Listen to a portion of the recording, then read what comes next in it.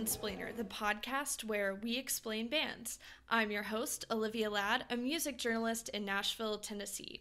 The premise of this podcast is I find a friend, musician, or other journalist in the Nashville music scene, and we discuss the history, discography, art, and influences surrounding our favorite cult bands. Bandsplainer is part of the We Own This Town network of podcasts based in Nashville. You can find more information at weownthistown.net. Bandsplainer is available for streaming on Spotify, Apple Podcasts, Stitcher, Google Play, and pretty much anywhere you find your favorite podcasts. To keep up with the latest, follow Bandsplainer on Twitter at Bandsplainer. Thanks for listening, and I hope you enjoy.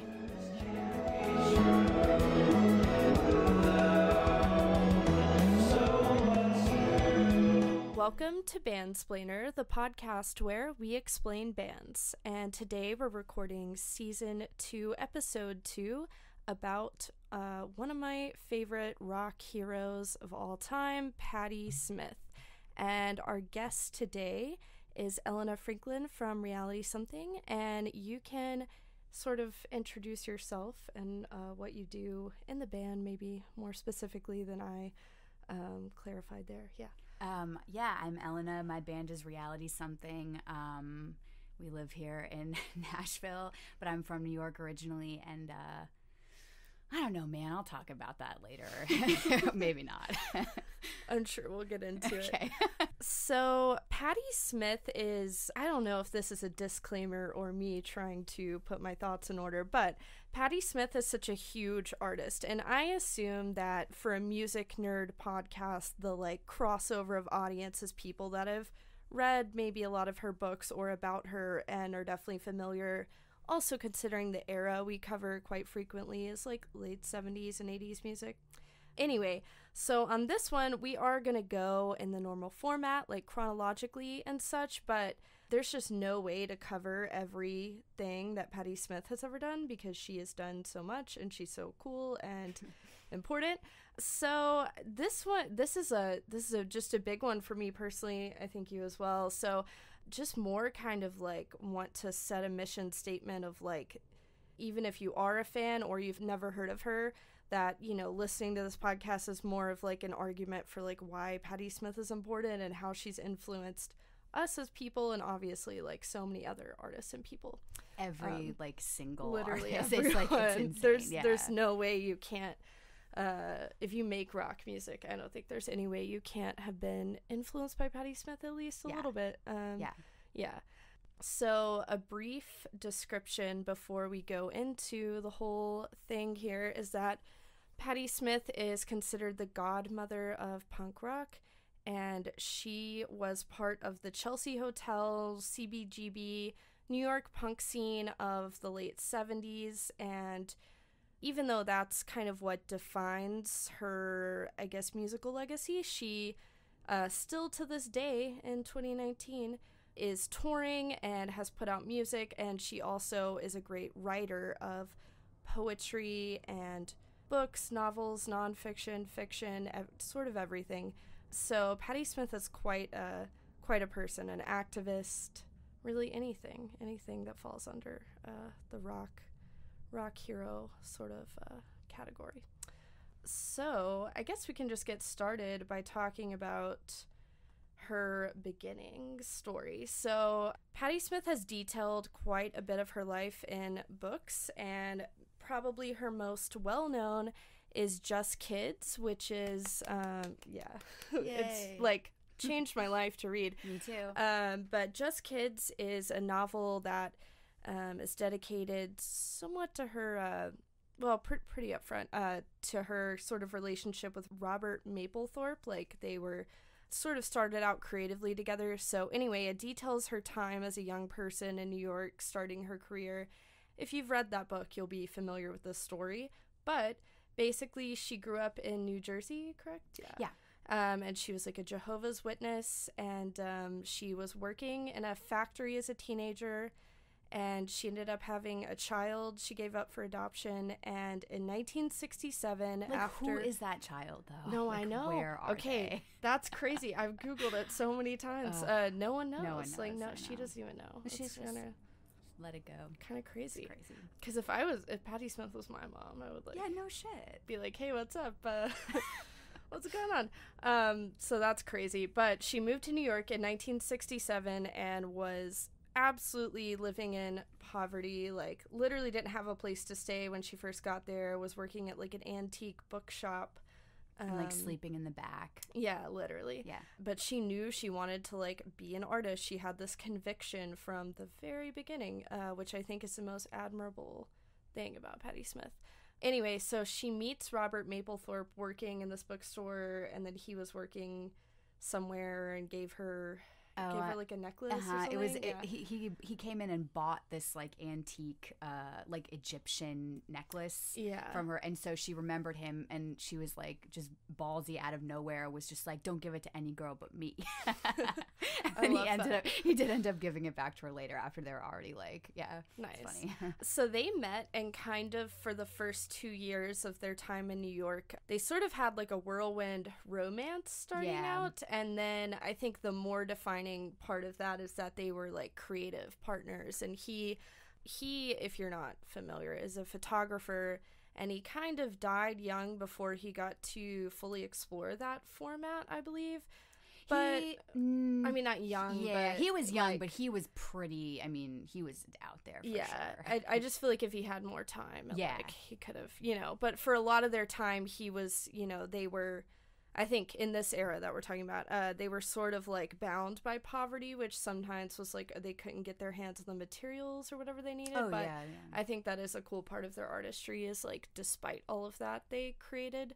Yeah, she was so many formats. His muse, like for a long time in the beginning, and then obviously he was her muse like later on. I mean, always, but then like for just kids, it's like for sure for like stuff she did. I think especially later after several people in her life died, which we'll get to. He definitely became a muse. So Patti Smith in 1969, her and Robert brought their portfolios to the Chelsea Hotel because they heard this was like the place to be, where all of this art was happening, and they had friends living there, and they moved into the Chelsea Hotel.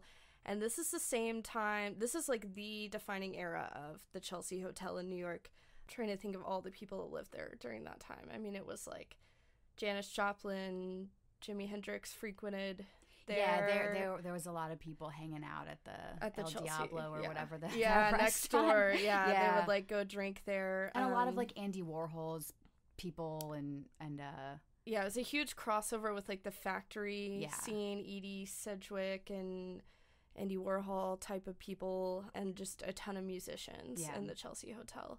I don't know, maybe we can go into that for a second. But, just like talk about I guess the scene there. And this is kind of how, when she was living in the Chelsea Hotel, I don't think, she kind of talks about in the book, she didn't really set out to be like the front woman of a rock band. No, not at all. And so I think it's like these 4 or 5 years here where she really like finally realized that. So she was a poet, and she would she everyone was always trying to get her to read, and she was like, nah, I'm not gonna, whatever, at these like happenings and whatever in the St. Mark's Church. So finally she decides to do a reading, and she like just kills it, and everyone's blown away, and she has Lenny Kaye and all these guys that she gets to like put music. It's not music at first, it's like just noises, and like she asked Lenny if he can play a car crash on guitar, and he's like so they so they do that and just like blow everyone away.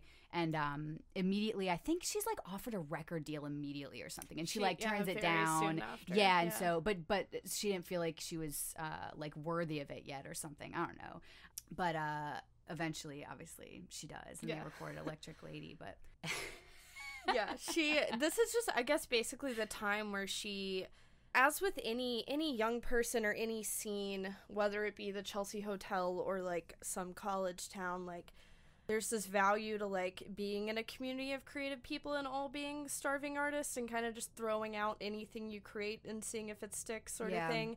And that's exactly what was happening. Was she was like writing a lot and dealing with like just destitute poverty, like being friends with Allen Ginsberg and all of these people, but they would have to go eat like 50-cent sandwiches at a cafe or steal But it's crazy that like you could do that then. You could, yeah. Now you can't go to New York and do that. You can't do it anywhere. Well, it's like true. everyone. It's like you have to have health insurance and car insurance and a cell phone and like all this. Like you cannot get by on nothing. You just can't. Yeah. It's so different. You can get by on a little. Yeah, you can which get by I've on a little. done before. Yeah, but not. I mean, I'm not definitely like, doing that right now. I feel that. But yeah, it's totally different. I mean, it's crazy. And she also during this time, I think is interesting, is she tried to do like music journalism sort of to get free records really basically. And I mean she also like was a great She's writer. A great writer, and knew it, and but she did it, and she didn't really like being a critic, but she was published in like Cream and Rolling Stone, which is also a thing you can't just like do anymore. It's just like I think I'll just try this out and write for Rolling Stone and then, maybe which is really funny. And there's actually a really cool, I found recently, Open Culture is like one of my favorite websites. They just have like thousands and thousands of like online classes and archives about like everything, but I especially love all of their like rock and roll archives. And there's this like short, presumably untitled, it's just called like Chelsea Hotel in 1970. Nice. And it's just sort of clips of like all of these people in their rooms in the Chelsea Hotel, and Patty and Robert are in one where they're just like sharing a cigarette, and then she just starts like reciting this weird poem and like dancing around with balloons and stuff, and it's like a really cool insight to like, wow, like you kind of can see parallels, even though it's very different today, of just like when you see your friends all making art together and trying out things. It was like a very interesting time, but to just have that much like creativity in one spot is crazy to think about. She said in the book, there was a quote, and it was like the Chelsea was like a doll's house in the Twilight Zone, which I love that. So it's cool. They were just trying out a lot of things, and you should definitely read the book to get way more into that. And I think the main person to like really push her into maybe fronting a band was Sam Shepard. Yeah, is that your next thing? Yeah, that was exactly my next point. Was so like in 1971, she sort of formed this friendship, which turned into a relationship with Sam Shepard, the playwright. They wrote a play. Her first, I guess, like official big like published thing was Cowboy Mouth, their play, and she appeared in it one night only. And they did the play by like, she didn't even really know how to write a play, and they just passed the typewriter back and exactly forth. They would push the typewriter across the table and do it. And after she performed in the play and he kind of got more into her poetry and read more, he was like, no, like this is something different. Like you need to start a band. Like you need to like be out there. And the first time she saw him, he was playing drums in, I can't remember the name of it, but he was going by like Slim Shadow or something, like playing drums in this band. And she went on a date with him to Max's, or what was the other Max's one? Kansas City, I think, And somebody, one of the Warhol superstars, like pulled her aside and was like, how do you know Sam Shepard? Like he's got plays on blah, blah, blah, whatever. And she had no idea who he was. He was like a Broadway player. Yeah, but it's interesting how sometimes you see in somebody else like what you really want to be doing. And I think without realizing it. Yeah. That's like such a cool thing about Patti Smith is such like a peculiar, and I mean that in the best way, like person. And like that's what she like she writes about and all this stuff is like Robert would, he knew he wanted to be a photographer, like a visual artist of sorts, and he'd be like, okay, well like Andy Warhol is hosting this thing, like we're gonna go with these people at this time, and she would like not drink alcohol there. She would like sit in a booth and like be like, oh, this is also like plastic or whatever. He was like very, very, very aware of all the like societal bullshit. The high art world for sure. Yeah. And she like didn't care in a way, which is like crazy because I don't think it discounts your art to like know when to be in the room with the right people sort of thing at all. But like she like didn't care to like look into that, which I think she left her own first show early or something, which is like, fuck you guys. She was like left with Sam Shepard to go eat lobster. So that's like the interesting part when she did meet people like Sam Shepard or punk. Whoever. She is so punk. She's so literally the definition of punk rock. Like no one is more punk. So she met Jimi Hendrix around this time too, and he would hang out in the bar connected to the Chelsea Hotel. But one day she was sitting outside of Electric Lady, which will come full circle in a minute when we discuss her first record. But he kind of like noticed that she was like different or didn't care or seemed shy or whatever, and like talked to her. And this is like very, very shortly before he died as well, which is kind of the crazy part. So basically she's kind of a person that always seemed to be around the right crowd, but not in an intentional way at all, which is what's so interesting. So in about 1974, what was the show? I believe it was television at CBGB. I think she saw The Doors at some point, and it was Jim Morrison. It may have been. I think that's what it was. I'm pretty sure, like, she saw him maybe it was when she was doing the like rock journalism thing or whatever, and I could be totally wrong, but I think that is like, I'm sure it's like multiple Jim shows, Morrison, yeah, and she said that there was like a moment where everyone else was just so like amazed by him and whatever, and like she definitely thought so too, but she had this other feeling of like, I could do that, and that was the first time she'd ever like thought that. Yeah, for sure. Which is like sort of a tie-in to she did go to Paris twice, like before 1975. One trip was like she with her sister saved for, and then one. Sam Wagstaff. Robert's partner. Okay, that's what it was. He was rich, like museum guy. So Robert, once he kind of came about his sexuality and was dating Sam Wagstaff, he did send Patti Smith, and that was, as you probably know, Jim Morrison is like now buried in Paris and stuff, but she was very into Arthur Rimbaud and sort of the whole culture surrounding that, and so I think all of that sort of put back into influence. Anyway, she started the Patti Smith group sort of unofficially, but then they were signed to Arista Records very soon, like right in 1974. John Cale from the Velvet Underground, who one of my favorite like other solo artists from this era, he produced their first record at Electric Lady Studios. That's where it was recorded, which is Jimi Hendrix's studio. And this album is their first album and so defining of genre era, her career. Horses? Yes, let's dig into Horses. This is beautiful album. Yeah. This is one of the first albums that I think outright, maybe the first, sort of fused like spoken word with what punk rock was, and like in itself redefined like the boundaries of rock. Like absolutely, yeah. I think the craziest thing about that era and like punk and new wave is that none of those bands sound alike at all. Yeah, none of them sound alike. It's not like now where it's like, oh, punk, pop punk, and you like know you know what it's gonna sound like.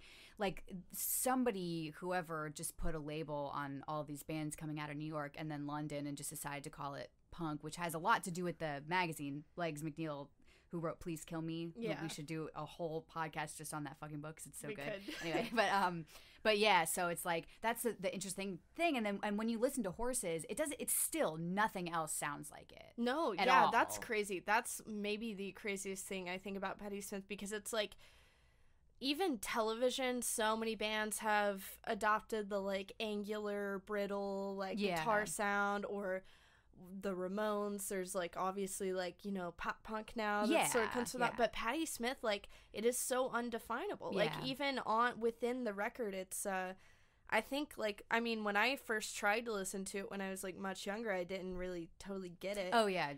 But then after I listened to Horses, which I think we've talked about this before, was just, like, it, like, changed your perspective on music. I was like, you can do whatever. Yeah, like, there's no rules. Yeah, I'm glad that I never, like, discovered it when I was younger, because I totally wouldn't have gotten it. I would have just been like, this isn't music. Yeah, like, exactly. What is this? Exactly. So I didn't even listen to it until I'd either had already read Just Kids, or I was probably, you know, partway through it or something. I don't know, but I read her before I listened to her. Oh, that's interesting. Yeah. And so like this, and I got Just Kids as a gift from Kingsley's sister, as a Christmas gift, and I like credit her with like the reason I do anything is because of this book. Seriously, it like completely changed my life. And so the first time I heard Horses, I was just like, you can do that.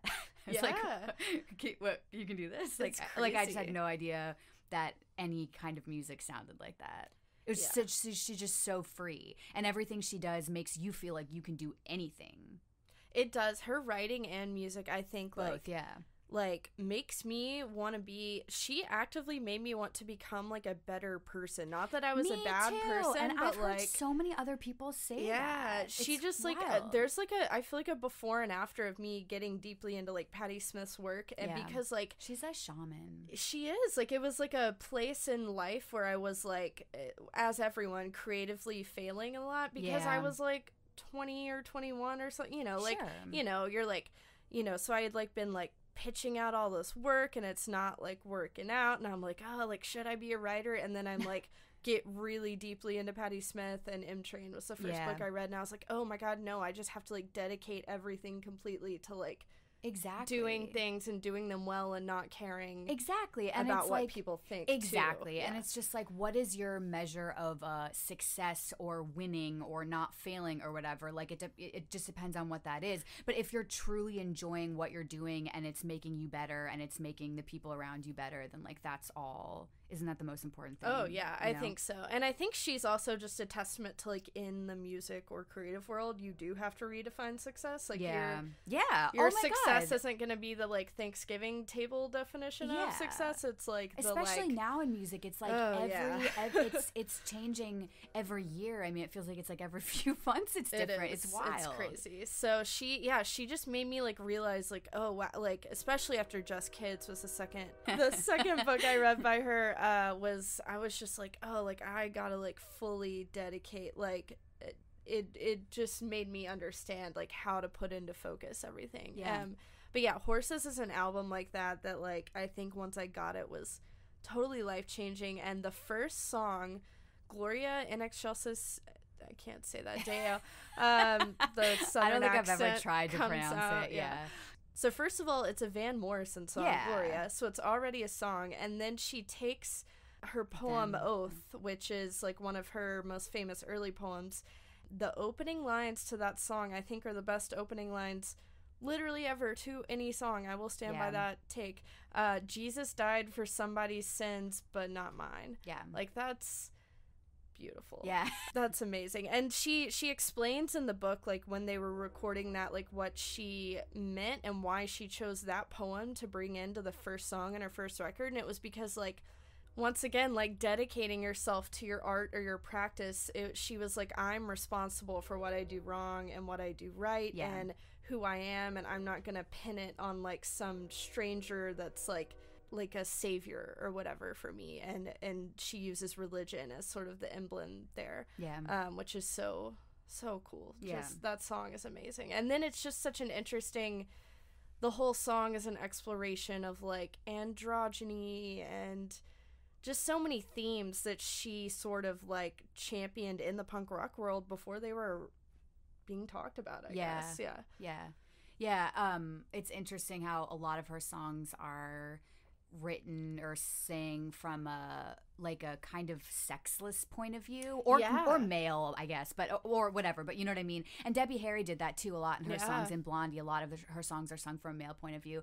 And I just read also Debbie Harry's book, which is really good. But I was thinking about how I was thinking about how when I was a kid, and you write stories for school and stuff, or you write, I wrote everything as a child, like as a boy. Really? But I never thought about it. And like I never thought about it until recently, but I was like, oh yeah, I did that. I like, that's weird, or maybe, or it's not. It's actually not weird. Like, I don't know. And I thought that was interesting. That is interesting. But she sort of removed that like lens of perspective that like obviously would have clouded her work at that time or made other people perceive it differently. But that was also her whole thing, was like Patti Smith had such an interesting look. Like, she looked, it still does, like super like lanky, like black hair that she cut herself, like always wearing like weird tattered shawls and whatever, and like especially she was super androgynous, especially in the picture on the cover of Horses, which is the first time pretty much like anyone saw her that hadn't seen her live, and you kind of can't tell, like she could be a dude, you can't tell. She was definitely one of the first to be like androgynous, and David Bowie, I guess, too, but and just to be in that scene. And it was like I read like somewhere once described where it was like it sort of was like punk is obviously every genre of music has some intersection with sexuality at some point, but hers, she was like this like attractive androgynous person who was like, yeah, but I'm nice, I'm Patti Smith, I'm gonna be your friend, like I'm not like marketing my, you know, what sexual, not that that's a bad thing, but you know, that was like her whole angle she was coming from, was like this like super just weird figurehead, I think, that no one had like seen before, and Horses like really sort of established that. Yeah, there's so many good songs on Horses as well. Redondo Beach is one of the first she played at CBGB, which I actually found a recording of today, and she plays, I can't remember, it was like a cover, and then Redondo Beach, like a very, very early experimental version of Redondo Beach, and it sounds kind of crazy. Oh yeah, so she does We're Gonna Have a Real Good Time Together by Velvet Underground, and then goes into Redondo Beach. Oh, cool. Birdland, Space Monkey, Distant Fingers, and ends with Gloria. And that was like a 1975 set at CBGB, I guess right before after the record came out. So that was like my just mom so moved to New York in the mid 70s, and her like coolest thing that she's ever done was I don't think she saw Patti Smith, but I think it was Blondie, the Ramones, Television, and somebody else at CBGB. Wow. She like went to a show there. Like, yeah. That's so cool. I know. You'd think like so many people in New York like went to shows there during that time, but they totally didn't. It was a really small place. It was the DIY, yeah, and underground. Like definitely a lot of people went, but it was like all the same people, and it was like pretty much, I think, mostly in the beginning, just all the people that were in the bands and like bums. Yeah, pretty much. Yeah, but my mom went to a show at CBGB's, and I hope she's listening to this, because that's awesome. Yeah, that's she would like that I told that. Also, like, 1975 is even before the whole, like, British punk thing. I mean, that's, like, a good 2 years before Sex Pistols, like, even played a show in America. Yeah. So, like, that's, like, really cool. Yeah. That they were doing that. So people kind of, at this point, they, like, catch on. Like, the people that get it catch on. And, you know, she has John Cale, who is in Velvet Underground, obviously produced it. So you kind of have the backing of the Andy Warhol, Velvet, all of that. And in 1976, they recorded Radio Ethiopia, which is far less accessible and was not appreciated by people who played music on the radio or many other musicians, I believe. It was just very, I think, misunderstood at the time. Yeah. But I think this one is a really important album. I think this was the album that made me, like, Horses in itself stands on its own, but this was, like, for a while, I think my favorite Patti Smith album, just because I was like, oh, this is, like, even more pushing the boundaries of, like, noise and rock and spoken word and rock. It's wild. Like, Pissing in a River is such Distant Fingers and Poppies, and then, of course, the title track, I think, are probably my favorites. Speaking of, like, noise, didn't Thurston Moore talk about going to see Patti Smith, like, very, very, very on? Are you going to get to that later? No, I didn't write that on, but I do know about that, I think he came to, like, a very, very early Patti Smith show and, like, definitely liked it. Oh, yeah. There's definitely, Sonic Youth has definitely picked up a lot of, like, that you can obviously tell the Patti Smith influence in their music, which is, like, super cool. But yeah, Radio Ethiopia is really interesting, and I think she also stretched herself as a spoken word poet, already knew the power of her literal, like, sonic voice, like, and use of that. And here you really just see her, like, I think especially in the title track, it's like staticky and it's just so interesting. Yeah, it's crazy. And so speaking of other people, just while we're in this time era, so Michael Stipe there's a lot of artists, like we said, that are, like, huge fans of Patti Smith and whatever, but Michael Stipe is, like, sort of her lifelong, like, biggest fan in a way, and they're very good friends. They are now, which is so wonderful. And he kind of credits her with, like, being the reason he's a musician or rock musician. And there's a really cool quote about Radio Ethiopia is cool because he says, like, when I play guitar on I Don't Sleep, I Dream, I feel like I'm ripping off Patti on Radio Ethiopia, because he's like, I can play one note, it's an A, but I play that one note really well, which is great. Yeah. And so in this magazine I have in front of me, it's Mojo, which is, like, my favorite music magazine. It's what got me into music in general. Nice. Yeah. But this is an issue from 1996 when Patti made her comeback. Which we'll get to. crispy. It's as old as I am. It looks but really, I've kept it very, yeah. very crisp. So he wrote this like tribute, but one of my favorite parts was like this quote: Radio Ethiopia was this 10-minute song, and it was her desire to play an E chord, I think. Radio Ethiopia still stands as one of the great sophomore records simply for that reason. She says, this is what I want to do, and this is what I'm going to do. I admire that. Punk as fuck. She is. She's so punk.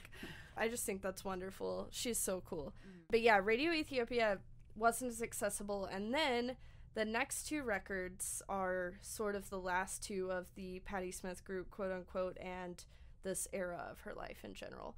After that was Easter, which was sort of the commercially successful peak of Patti Smith group, because it has her most well-known song, Because the Night, which is her most popular as far as like just in the rock world in general. I had heard that song before I knew who she was. Oh yeah.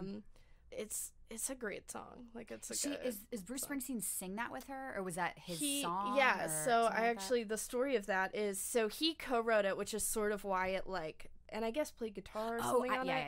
Yeah. But it, shot into super success, and she even talks about in Just Kids, like her like walking through the streets of New York and hearing that song, and then she didn't realize until she heard that song playing in the wild that she's like, oh, I guess I did it. Yeah. Like, I guess it's happening.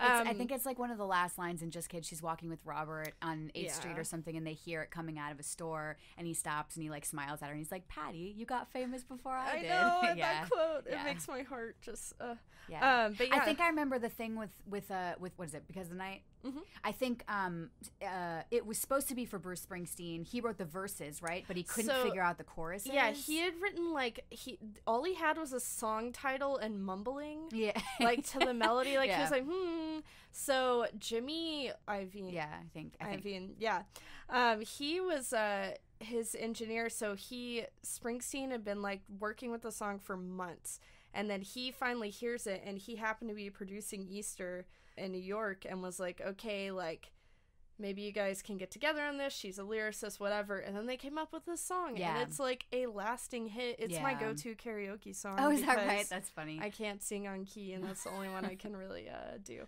But it's very dramatic as well. It allows, Rue to perform. But yeah, she added her own lyrics and then recorded it for her album, and it's still her biggest hit of all time. And then there is a now controversial song on this record. Oh, but I forgot there's about a little that song. Discussion here, because discussion. This is there's a lot of good songs on this record that just thematically dive into lots of things about like privilege, rebellion, and just lots and lots of things. But exactly halfway through the record, track 6 is rock and roll, the N-word. Rock and roll N-word. But it is still often listed as this great rock song. Like, it's talked about in journalism. Courtney Love says that's a song that like made her realize she like could be rebellious without like Patti Smith saved her life too, which is crazy because like if you hear Courtney Love, you never would think Patti Smith, right? Like, but ever, she said ever. It was like hearing Patti Smith was like, I can break the rules without like being a criminal. Like I can like break these rules creatively and quit being crazy. Like sort of. So that's the problem with using words like that is that now obviously anyone that doesn't know her work is like, what fuck? You're like, I'm not gonna listen to anything this person has ever said. But at the time she was using it sort of God, how do you even explain it? It's like she was considering herself one. Exactly. In the definition of the word, which is like an outcast from society. She was like, with that's what you know what I mean. That's like that's what she exactly was what it was. It was trying to pull up. She calls Jackson Pollock one. He's not. It's like there's like a bunch of people that she about, says like, that are like all of these Jesus Christ, Grandma, Jimi Hendrix, Jackson Pollock. She says Grandma. Does she say Grandma? Which is so funny. I've never heard that part. But it's like Baby was a black sheep. Yeah, like it's sort of. So now that obviously would not be cool if she were to write this song now. No, but of course at the time, she was identifying. It's hard to discuss this. I'm like getting ahead of my own thoughts. But the song is important because she She doesn't play it anymore because her son is in her band and, like, has sort of, they both agree, like, okay, like, it wouldn't there's fit a time now. and place, But at the time, in 1978, she was taking this word that was putting so many people down, even, you know, like, racism is still very much alive. Trying to redefine exactly. it in a way. She was trying to reclaim, which is a thing that has been good and bad throughout sort of civil rights and feminism over the years. There was also a huge movement in the 70s with feminists using the C word. Can I say it? I won't say it. Can I say it? Yeah. Cunt. Like, as much as they could, and, like, referring to their own vaginas as that, you know, like, but just to try to take power out of the word. Exactly. So that's the best explanation of it I can say. It's hard to, like, get to the point on this one because I'm like, how do I explain it without being like, you know, I don't, like, co-sign that or whatever. But at this time, in 1978, she was using the word to take the power from the people who were using it negatively and label everyone who is an outcast. And there's, like, an exact lyric that's, like, outside of society. That's where I want to be. Outside of society. They're waiting for me. It's a good song. It is. And if you look in the lyrics and try not to put a stigma on that, you know, whatever, it is a message that is important at the time, and I think a lot of other artists latched onto that. For sure. And within the context of the album as well, like, it comes right after Bablog. It fits. It's just complicated. I know when I first got into Patti Smith, then I found that song, I was like, whoa, like, wait, I feel like I knew so much about her already that, like, I heard it, and I didn't think anything bad about it, but it just sucks that it was confusing. But then you listen to it, and I was like, well, this isn't her, like, has nothing to do with what the word means. Exactly. So, but Easter was her most commercially successful, kind of coming back from Radio Ethiopia that was not super popular, but now is heralded as a super classic album, as it should be.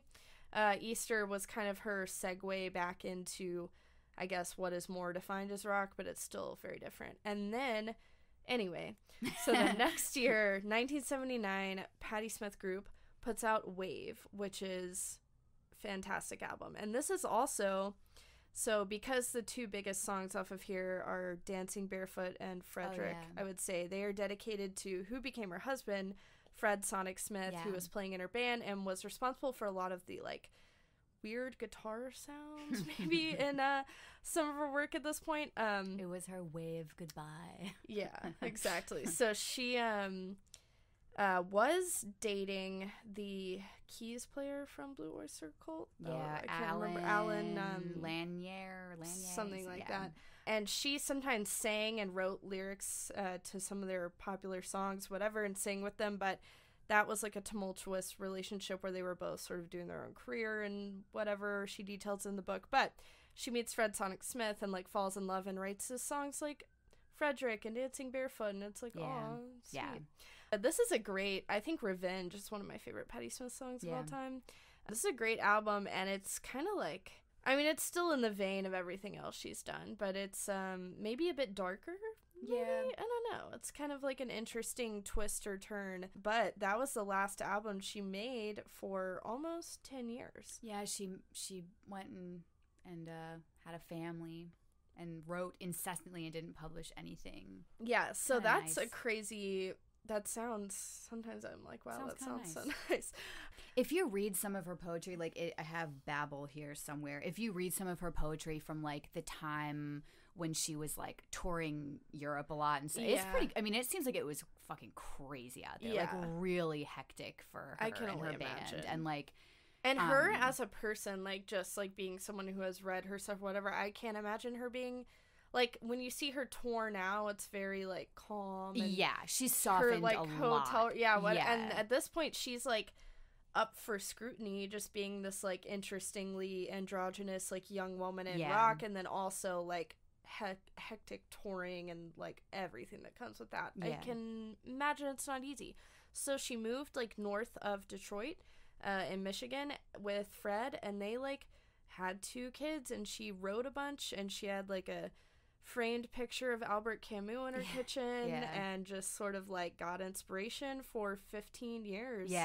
And they would often visit Robert Mapplethorpe, so he ended up contracting HIV, which turned into AIDS in the 80s. And so they visited him, and he did like portraits of their family shortly before his death, and she definitely kept him very close. So in 1988, they did record Dream of Life. This has People Have the Power. Which she still plays that one at shows. She still plays that one. That's like, I think, that one is definitely more, the way it's produced, I guess, is different than what I would say is like classic Patti Smith. But oh yeah, and she was so much older then. I mean, she was she was a mother, and her life was so different. It's then. Really interesting that she came back and did that, like, you know, record or whatever. And People Have the Power, though, I think is a great like example of a like Patti Smith's like activist side or whatever. Is great. One of my favorite things is like, this summer I co-taught with Brandon De La Cruz. We did like a music journalism class for the children at Southern Girls Rock Camp. Oh, cool. It was really fun. They like didn't like it. They didn't know what it was at first. Then they ended up loving it. But the last day, like, I was like, okay, let's just like review some songs because I want to know what you think. Like, you criticize these songs I give you. And People Have the Power was one of the ones I played for them. And then we like talked about Patti Smith and like androgyny and like stuff like that. But they all loved that song, and they were like, this song, like, I have the power, like, and I like made them write their little reviews, and I kept them. It's so sweet. But like what we were talking about earlier about the way she makes each of us feel like we can kind of do anything. I feel like that song is kind of like her literal, like, like, it was like coming back like a decade later and being like, here is it, like, without metaphor or whatever. And so that was like, was interesting, I think, to like show kids that song and then be like, oh, like, we have the power, like, it doesn't matter what's going on in politics or whatever. And like, that was like, I was like, oh, that's like a wholesome message, like, Patti, it's like, very wholesome. can give that to the kids now. So Robert Mapplethorpe dies in 1990, and then Richard Saul, who was her piano player, and then her husband Fred dies of a heart attack, and then her brother Todd, really who was also like a manager on her tours and stuff, died like a month later. So this puts us in like 90, I think 95, 96. Yeah, his passing day was like yesterday. What is it? It's November 4th. Yeah, I know that because it's also Robert Mapplethorpe's birthday, which is also, fun side fact, the day I had my first art show. We picked that day because I thought it would be good, and it was a full moon. It was amazing. A good day. That's wonderful. Lots of crossovers there.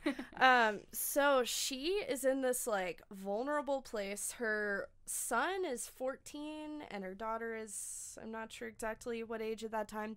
So in about 95, she decides to like make the move back to New York. She doesn't have a husband anymore. She's like, I'm gonna get back into kind of the only thing I know to do, which is music. And kind of the first person to help her, well, Michael Stipe, they kind of become friends at that point, and he was like, okay, like, you should move to New York, like, we're all here for you, whatever. And Bob Dylan was the one who reached out, though, and gave her her first quote-unquote gig after all of that, and she toured with him in the winter of 1995. Oh, wow. Which is interesting. Nice. And he was like her I mean, she was obsessed with him. Right? Yeah. She, like, loved Bob Dylan, and then as Bob Dylan got older, loved her. Anyway, so Bob Dylan kind of gives her that first gig, and in 1996 she officially like makes her return. So they put out Gone Again. She puts out Gone Again. I haven't spent a ton of time with that record, but it's good. But I think what's interesting is sort of she starts like playing shows again, and even lets her teenage son start playing with her, and it's cool now because he plays in her band. And I have this interview from like this era. It was in 1996, and it's my favorite. It's considered one of her most like revealing interviews, but it's my favorite interview because she's in this like vulnerable place. And so she wrote it was also, so right before Fred died, Kurt Cobain had died, and like her and Fred were huge fans of his work, and he was obviously a little bit of like following in the vein of the punk poet sort of thing. There's a poem for him in one of these books. Yeah, and so she wrote About a Boy, and she wrote some other songs, but like this song is really important. I think it's a really good song, and she wrote it during this time, and like the way she said it was like, one way of looking at it is that he's beyond this particular plane of existence, but the song is also a wry statement, a frustrated refrain. It relates to my sorrow for the various boys we've lost, whether it be Jim Morrison or Brian Jones, any of these young, gifted, driven people who do feel they're beyond it all and they can completely ravage and ruin themselves and have no sense of responsibility, but we were all pioneering some kind of freedom. I don't know. It's just kind of an interesting take on like how she feels about the events, and to be able to sit down and write something like that after experiencing such a large amount of tragedy. I think that was her way of like, you know, coping with it. But that's like an interesting so many song. People from that era, like the ones that are still alive, you know, when they look back on that time, like, that's such a good way of saying it, is that they were all pioneering this certain type of freedom, but so many people died. Like, so many people did not survive that. Because it was like it was a toll of all the things they were going through. It wasn't an easy thing. In 1997, she puts out Peace and Noise, which is another one of my favorites. Waiting Underground is such a good song. Last Call, Death Singing. And she kind of like gets back into her rhythm here, I think. And then she's put out several things since then. I think the most important in this like post 90s era are Gung Ho, which was released in 2000, and it has the song Boy Cried Wolf, which is like one of my favorites. And I'm not sure, I know Glitter in Their Eyes, I believe Michael Stipe sings on that one. And yeah, Boy Cried Wolf I think is like a really important Patti Smith song, possibly based on one of her poems. And then after her mother died, she wrote the music for Trampin', which also has some spoken word stuff on it. I didn't know that, but she talks about, isn't it like the cover is like a picture of her feet, right? Like her bare feet, and her mother had the exact same feet. She like talks about that, like very long, and like just one of those things that you notice about yourself. Oh, that's sweet. I didn't it's know like that. an interesting. Yeah, that was a cool one. And then she did some like covers in 2007, and I think the best cover is Smells Like Teen Spirit, which maybe is like her most popular cover song, whatever. And she makes this totally like jangly version of this like grungy rock song, and it's so good. Like, I think everyone should listen to it. I remember playing it like in college for some people who were riding in my car and them getting really mad, like, what is this version of the song? And I was like, no, like, she liked Kurt Cobain. Like, it's this whole like tribute, like Patti Smith version of this amazing song, and it's of course like way longer, and she has like spoken word in the middle, and it's great. And then as far as like releases, I guess the last like big one I want to talk about is The Coral Sea, which is a recording. She released a book and a recording of these poems, or this like long drawn out versions, spoken word, whatever, and Kevin Shields from My Bloody Valentine performed. Oh, is that right? Some of it, yeah. Oh, that's fun. That's really like cool. The one, I have all of these books. That's the one that I like. I have it. It's this teeny little book, but like I haven't read it. Like I haven't been able to read it because it just seems like it's so sad. It kind of is. It's a lot about Robert Mapplethorpe. It's like his imagined. It's her imagining him like fighting his way through like death, right? Yeah. It's, and I've listened to it, and I think that was also some of the like, after I gotten into her, I was like, okay, I'm gonna like listen to this poem or whatever, and it's like, it's just like, she is such a good writer. It's truly moving and it's wild. But since then, she has been touring. Like, she hasn't stopped being Patti Smith, which is cool. She's like made a total comeback after a break of writing, and during this time also published so many books, which we have sitting in front of us because Elena brought literally, I have 4 and she has about like 30 sitting on the table right now. Patti Smith, it's just as much important to talk about her as a writer, as a musician. We talked about Just Kids a bit, and her other, I guess, memoir is M Train that people would be most familiar with. M Train is cool because it's like, it is part memoir, but it's also part like noir. Like it's more just like a state of the union. And that's like, that's what M Train means. Even it means like mind train, but it's like this. It's like, and she'll write about like if you're writing in the present, but you digress and you write it as if it's the past. Like, what is it then? Like oh my god, it's so good. Which I think, okay, so I haven't read Year of the Monkey, which just came out. Yeah, you have though, right? Yes, I have. Yeah. So the only thing I've like really, I want to read it, so I don't want to like spoil it, but my like favorite professor from college who was also part of the reason I got very into Patti Smith. Thank you, Whitney. Shout out. But she wrote a really interesting sort of review on her Patreon, and I read it, and it was sort of like it was like in the style of a phone call between you and her or whatever, but it talked about, I think it was an interesting format to talk about this book, even though I haven't read it, because it was just about how, like, which I think relates to M Train a lot, how time is sort of like not linear in a way. Exactly. Like, which is a wild concept, but for Patti Smith to be in her old age, like looking at things and writing them that way is like very brave, and like it's even hard to do now because you think of all the things that happen, you know, just in the past few years of your life or whatever. I don't know, it's like really interesting, and I think M Train does touch on that, where how do you reflect on things that are happening now in a way? I think there's a spectrum with Patti Smith of like accessible to extremely not accessible. And like Just Kids is definitely her most accessible. Anyone can read it. Literally feel inspired. Like a 14-year-old could read it just as easily as I could. And it's amazing, and it's like really, really, truly for everyone. And then M Train is like definitely it's in the middle. I mean, it's like I love it. Just Kids was like my favorite. I might even like M Train more. I don't know. I really like them both, but I love M Train because it kind of makes you feel like everything you're doing in your like stupid day-to-day life is magical and amazing. Like you sit down to eat like a bowl of soup and a hot coffee and you're like, I am a poet. No, same. Like, I felt that way too when I read M Train. Like I even did I made a joke like the M Train diet when I would be really broke and do like the can of beans over lettuce with olive oil, which I eat anyway, but I would be like, oh, like I'm drinking black coffee and I'm writing at the breakfast table. Like, but it kind of, in a way, that's good because like the mundane is like it's amazing, hard to get through sometimes. So if you can be like, okay, well, this is like the life of a poet or the life of an artist, and like I do these small things.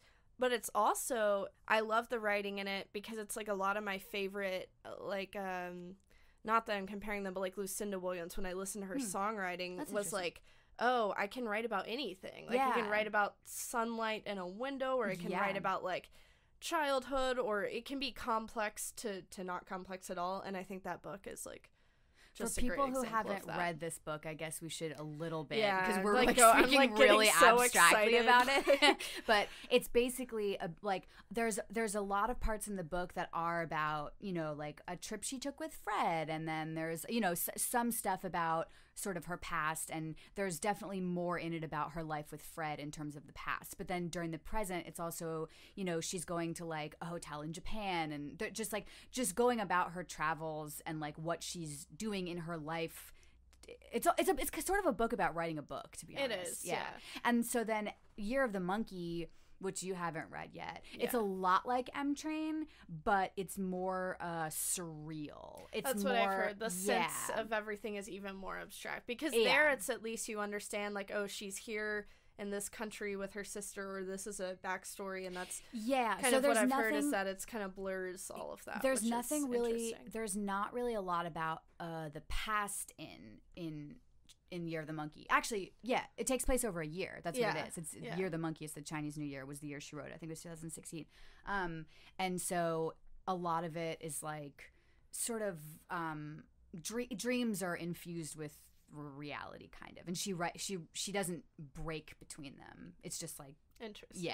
It's kind of that's like definitely my next read. Yeah, you'll like it. It's short too. Not super and short, then the only other two I've read besides like poetry stuff, like I've read some of Babel or whatever, but Devotion, which is fiction, but she wrote it from what I understand, she wrote, or at least got the idea, in Camus' estate. Like the family invited her to come, and she was kind of going through his belongings, and like they gave her a room, and like she just went upstairs and started like writing it. It's pretty cool because there's like half of it is this little fictional story about, you know, the skater and whatever. Yeah. And then, but then the sort of beginning half of it is it's kind of like I can't remember. There might be an essay in there too about like why we write. But she goes through a dream is not a dream. Right. It's kind of like why I write. And, so she goes through this whole sort of trip and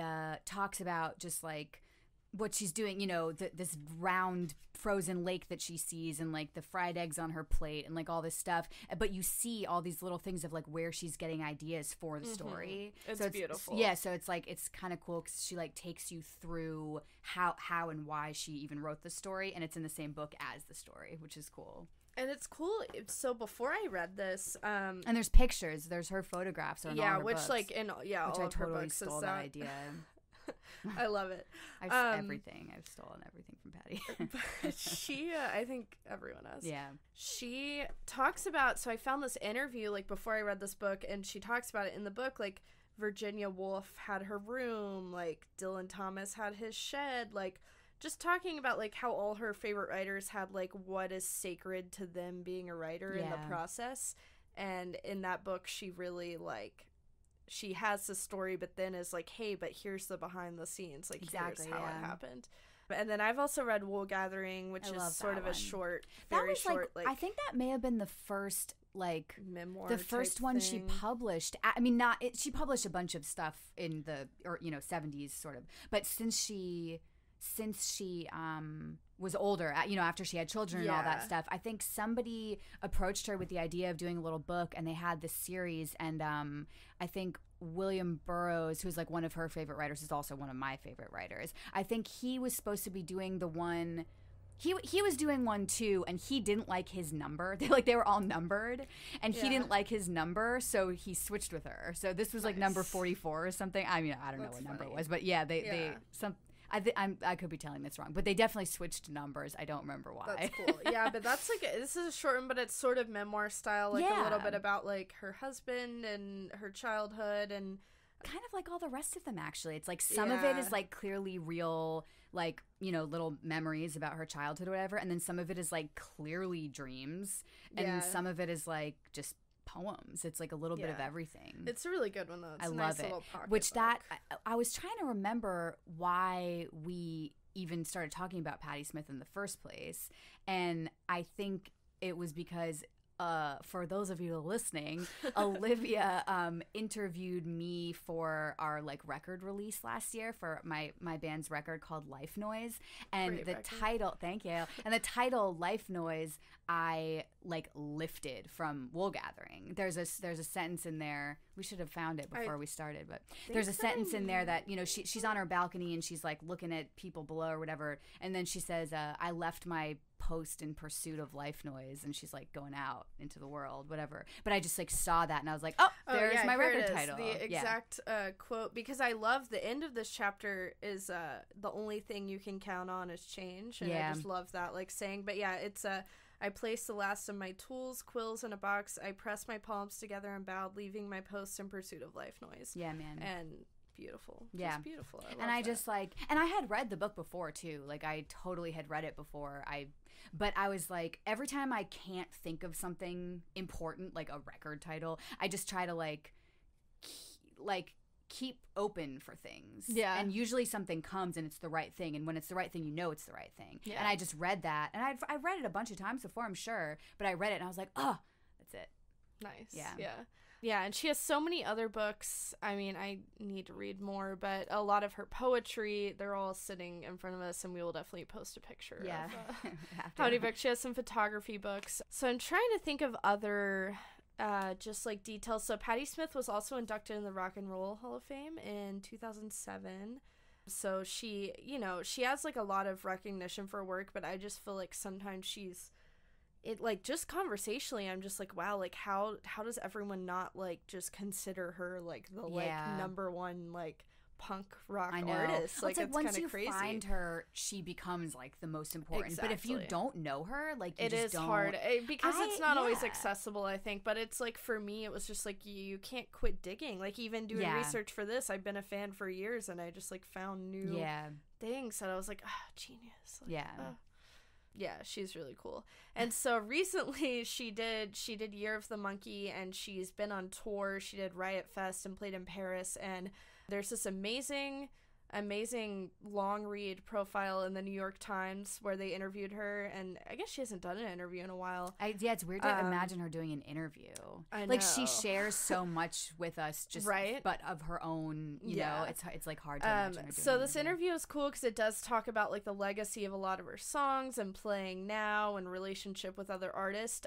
But my absolute favorite part was like there was like a bonus edition at the very end where it was just like a Q&A format, and so they were like, okay, we're gonna ask you, like, the writer was like, we're gonna ask you these things, whatever. So the first question was, you don't drive, you don't like utensils, you can't tune a guitar, and she said they're all true.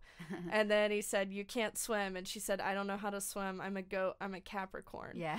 And then he said, in the 70s you would refuse Novocaine at the dentist on the grounds it was un-American because they didn't have it during the Civil War, and she said, that's something I would say. Yeah. So she also just seems like such a weird she's so funny person. She's just really funny. And I also in the Bob Dylan Rolling Thunder review, like that can't even get into that like whole, it's kind of wild, like not everything that happened in the film is true, it's like very Scorsese, whatever. But there's like a scene where she's just hanging out with Bob Dylan and somewhat doing spoken word and somewhat just like saying things, and he's just kind of nodding along, and I'm like, she seems like the weirdest person to hang out with. Like, I wish I could just like be in a room with her, because she was just like going on and on about like something pretty nonsensical, and everybody was just like, yes, yeah, like that makes sense. Like, she was just I wouldn't even call her, like, she's not a performance artist because of the way she dedicates herself is just so true to like who she is and everything she does. Yeah. It's wild that's have like you actually seen her who she perform? is.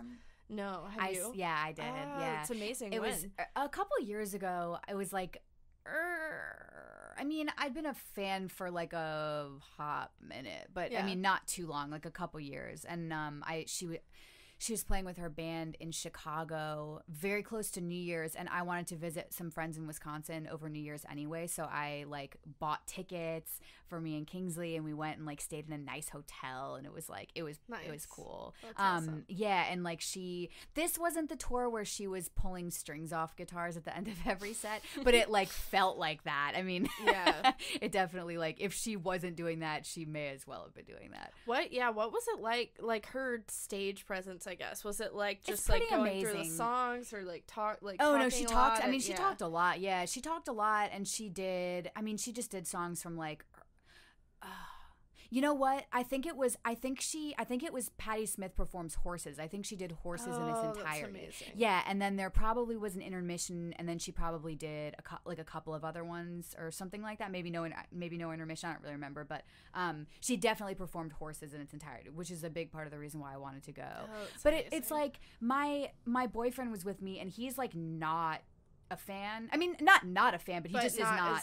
He's never doesn't have 30 books. Yeah, he's just like it's like yeah. he loves Tool. I like don't not love Tool, but I'm not like, whatever. For sure. But he came with me, and even he was like, damn, this 70-year-old woman is like got my attention. You know what I mean? And it's like, just has such like not a lot of things can get his attention. Yeah. She's amazing. I've also wanted to just like hear her read, and like I was talking to a couple friends that like a couple years back, it's been a while, but Patti Smith came up on a road trip or something, and they were talking about how she came to Nashville and did a reading when maybe Entering came out. I was there. Nice. Yes. And they were just saying how she like made the whole room like you were there. Okay.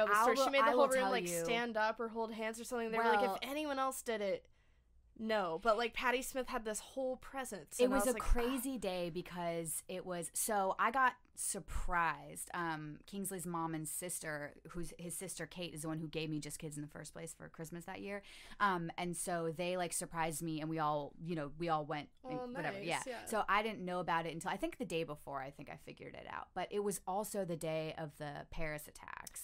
Oh, wow. Yeah. So it was a very like charged day. It was very I mean, it just, you remember, it was whatever. It was so the whole time you're like, oh my god, I'm going to Patti Smith tonight. Like, is she gonna talk about it? Like, what's it gonna be like? And like I was not worried, but just wondering if it was gonna be like a very somber like heavy event. Yeah. And the thing is that it totally wasn't. Like, she did the whole time, she like was just joyful, and I mean, it was incredible. Like, she kind of for a while made you forget all about it and like forget about everything else in the world. And then at the end, when she was talking, she was like, she was talking about, she was like, I know what's going on out there. I know, and she started talking about the Paris attacks and what happened, and she was like, but it's my job and to entertain you all and to try to make you feel better, and that's like my job, and that's what I'm here to do, so that's what I'm gonna do. And then she sang People Have the Power, and she sang she sang a couple songs. I think someone played guitar. Maybe there's like 2 or 3 people playing an instrument, but it was obviously very like stripped down acoustic. But she sang for everybody, and it was just beautiful. But it was like amazing. It was incredible the way she commanded the attention of the room, especially just with everything that was going on. It was pretty crazy. Yeah, that just speaks to, she really does, like, I feel just, like, as a person, like, just reading her writing, whatever, just everything she does is so intentional and mindful, and, like, she's the same person on and off stage, whatever, but yeah, to, like, take that, like, this is my job, I'm obviously affected by this as, like, a and she human. Loves Paris. Like, she's always had a thing with That's, Paris. like, she travels there a lot and has done a lot of writing there, and so she's just such a good person. Such a good person. So good.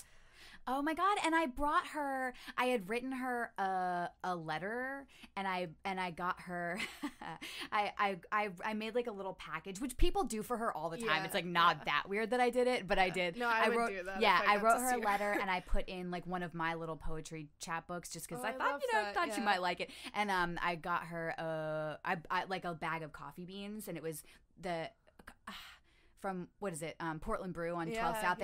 They have like a brew called Ethiopian High Priest, I think. And I just thought she'd love that because she's like so Radio great. Ethiopia and her like Egyptian cross and stuff she always has.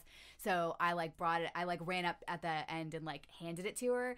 And then later, I had posted a picture on Instagram, like on my story of like, oh, maybe she'll get it. And I had written her name kind of in like swirly letters on the front of this big envelope.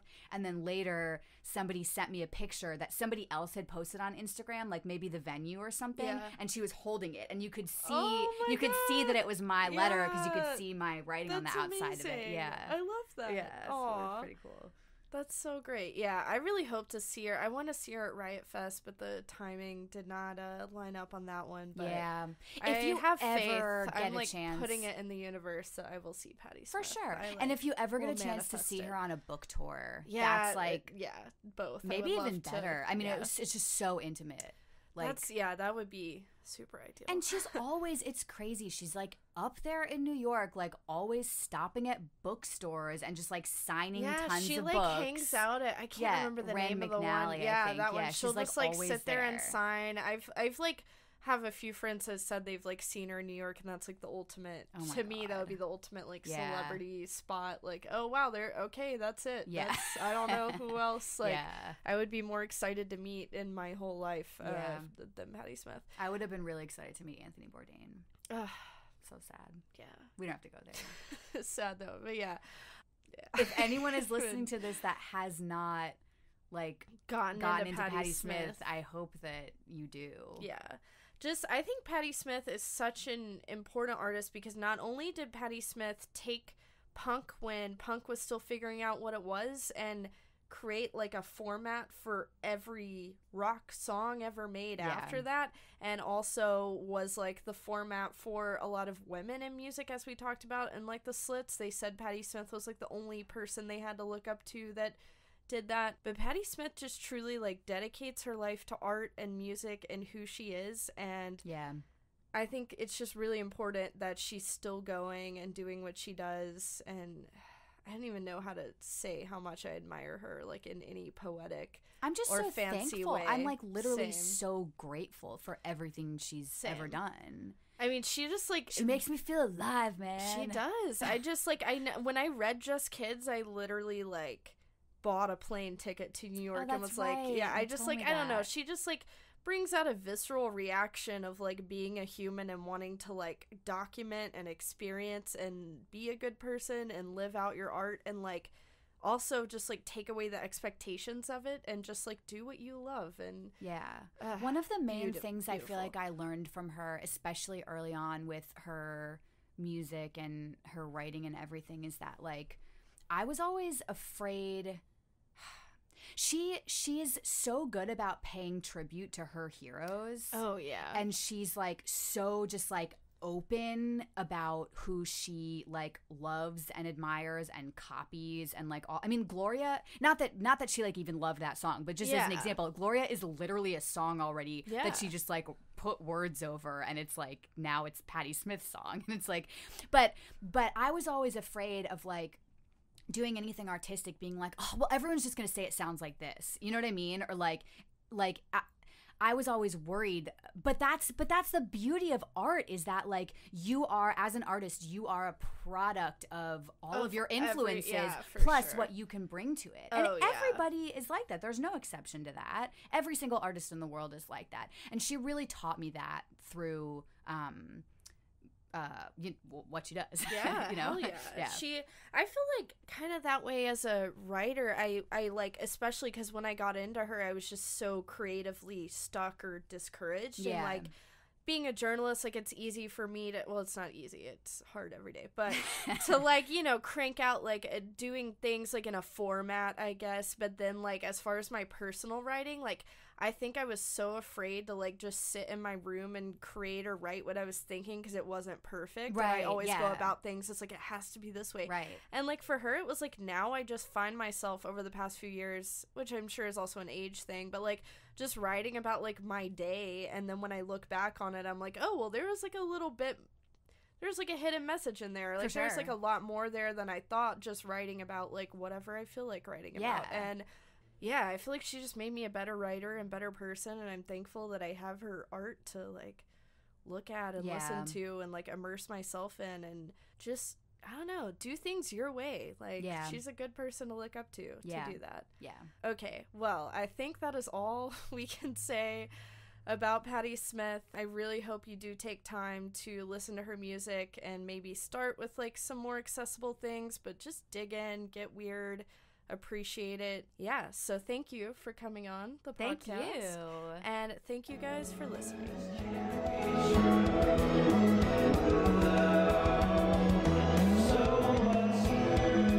Hey listeners, so this is an addition to the episode I wanted to record to add on to the end, because there's been an update since we recorded it about a couple weeks ago from the release date. So firstly, thank you for making it over an hour of hearing us talk about Patti Smith. It was very much a pleasure and an exciting conversation for me to have and get to listen back on. So apparently putting it into the universe that I would see Patti Smith live and hear her read somehow came to fruition, and I knew the opportunity would come along someday. But very recently, Patti Smith was announced as the headliner of Big Ears Festival, and it was also announced that she will be presenting a literary program and conversation that I assume the details of will be released closer to the festival or during the festival once the title of the program and all of that comes out. So if you're unfamiliar with Big Ears Festival, it's very different than pretty much any other music festival experience you probably ever had. I couldn't quite compare it to a conference, and it definitely doesn't match up to outdoor festivals like Bonnaroo or something like that. It's a very special curated avant-garde experimental festival that happens every year in Knoxville. It's really cool, and this year Patti Smith is probably definitely the most populist artist playing, but she definitely fits right in with the experimental definition of things. But the rest of the lineup is really cool. There's everything from Liz Cooper of Grouper's new project to Che Appalache to Pakistani singer Arooj Aftab and the Vulture Prince Ensemble, Jacob Kierkegaard, just tons and tons of artists that you probably won't know the names of many if you look at the lineup, but that is why it's so great. It's my favorite festival to go to for discovery, sort of, and it's just really a great cultural experience. So I just thought it was cool that if you're listening to this, especially if you're in Nashville, you can have an opportunity to see Patti Smith and also hear her read. That's a festival I cover every year, so hopefully I'll be able to write or, maybe even do another podcasting about that experience. But you should definitely check that out. And once again, thank you guys for listening.